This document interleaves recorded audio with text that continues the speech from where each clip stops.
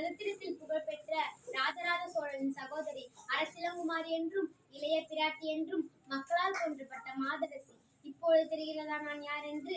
ஆம், நான் குந்தவை தேவியே. நானே வல்லவராயன் வந்தியத்தேவனின் மனைவி.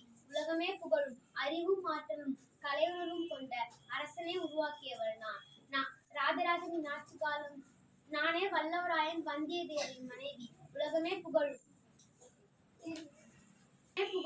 அறிவும் ஆற்றலும் கலையுணர்வும் கொண்ட அரசனை உருவாக்கியவள் நான். ராஜராஜனின் ஆட்சி காலம்.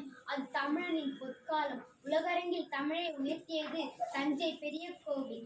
தஞ்சை பெரிய கோவிலுக்கு பெரும் பங்கு. அதை கட்ட பகிர்ந்தவன் நான்.